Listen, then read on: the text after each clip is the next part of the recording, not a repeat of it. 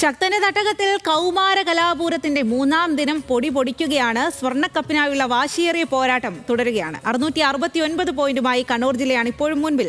655 പോയിന്റുമായി കോഴിക്കോട് രണ്ടാം സ്ഥാനത്തും 653 പോയിന്റുമായി ആതിഥേയരായ തൃശൂർ മൂന്നാം സ്ഥാനത്തുമാണ്.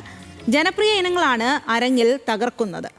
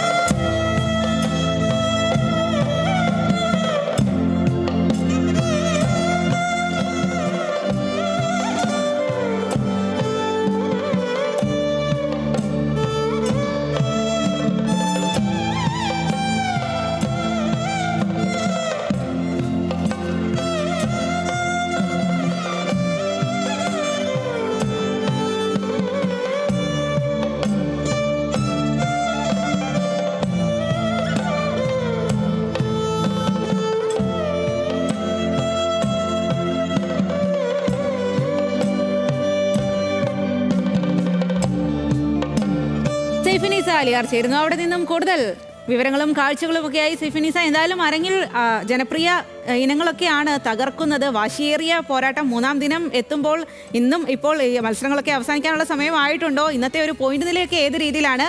എങ്ങനെയാണ് ആളുകളൊക്കെ കൂടുതൽ ആളുകൾ കാണാനായി എത്തുന്നുണ്ടോ അവിടേക്ക്? സ്വാതി, നമുക്ക് പറഞ്ഞറിയിക്കാൻ കഴിയാത്തതിലുള്ള ഒരു ഉത്സവ പ്രതീതിയാണ്. ഇപ്പോൾ സ്വാതിയുടെ മകനെ ഞാൻ ഇപ്പോൾ ഇവിടെ കണ്ടതേ ഉള്ളൂ. അങ്ങനെ ഒരു കൊച്ചു കുട്ടികൾ പോൽ പ്രായമായവർ വരെ അങ്ങനെ പലരും ഇവിടേക്ക് ഒഴുകി എത്തിക്കൊണ്ടിരിക്കുകയാണ് ഈ കലോത്സവ പൂരം കാണുവാനായി. നമുക്ക് തോന്നുന്നു ആദ്യം തന്നെ പോയിന്റ് നില പറഞ്ഞു തുടങ്ങാം. ഇപ്പോൾ ഏറ്റവും മുന്നിൽ നിൽക്കുന്നത് നേരത്തെ പറഞ്ഞതുപോലെ കണ്ണൂരാണ്. 679 പോയിന്റാണ് കണ്ണൂരിനുള്ളത്. ഒപ്പം തന്നെ രണ്ടാം സ്ഥാനത്തുള്ളത് 665 പോയിന്റുമായി കോഴിക്കോടാണ്. 663 പോയിന്റുമായി തൃശ്ശൂരാണ് മൂന്നാം സ്ഥാനത്തുള്ളത്. 2 പോയിന്റ് വ്യത്യാസത്തിലാണ് ഈ രണ്ടാം സ്ഥാനത്തിനായി തൃശ്ശൂരും ഒപ്പം തന്നെ കോഴിക്കോടും തമ്മിൽ മത്സരം നടക്കുന്നത്. തൊട്ടു പിന്നാലെ തന്നെ പാലക്കാടുമുണ്ട്. സ്കൂളുകളുടെ കാര്യത്തിൽ പറയുകയാണെങ്കിൽ BSS ഗുരുകുലമാണ്. തുടക്ക ദിവസം മുതൽ BSS ഗുരുകുലം തന്നെയാണ് ഏറ്റവും മുന്നിൽ നിൽക്കുന്നത്. 165 പോയിന്റാണ് പാലക്കാട് ആലത്തൂരിലെ BSS ഗുരുകുലം നേടിയിരിക്കുന്നത്. 132 പോയിന്റുമായി SVG BHSS കിടങ്ങന്നൂർ പത്തനംതിട്ടയിലെ സ്കൂളാണ് രണ്ടാം സ്ഥാനത്തുള്ളത്. ഒപ്പം തന്നെ ഇടുക്കിയിലെ ഫാത്തിമാത ഗേൾസ് ഹൈസ്കൂൾ മൂന്നാം സ്ഥാനത്തുമുണ്ട്. അങ്ങനെയാണ് സ്കൂളുകളുടെയും ഒപ്പം തന്നെ ജില്ലാടിസ്ഥാനത്തിലുള്ള പോയിന്റ് നില എന്ന് പറയുന്നത്. വിവിധ സ്റ്റേജുകളിൽ ഇപ്പോഴും മത്സരങ്ങൾ പൊടിപിടിക്കുകയാണ്. ഒന്നാം വേദിയിൽ തിരുവാതിര നടക്കുന്നു. ഒപ്പം തന്നെ HS ജനറൽ വിഭാഗത്തിലെ ചെണ്ടമേളം നടക്കുന്നുണ്ട്. അതുകൂടാതെ പദ്യം ചൊല്ലൽ ബോയ്സിന് നടക്കുന്നു. രചനാ മത്സരങ്ങൾ പല ഭാഗത്തായി നടക്കുന്നുണ്ട്. കവിത രചന ഇംഗ്ലീഷ് മത്സരം നടക്കുന്നുണ്ട്. ഉപന്യാസ മത്സരം ഹിന്ദി നടക്കുന്നുണ്ട്. യക്ഷഗാനം നടക്കുന്നുണ്ട്. ചവിട്ടുനാടകം തുടങ്ങിയ മത്സരങ്ങളെല്ലാം രാവിലെ തന്നെ പൂർത്തിയായിരുന്നു.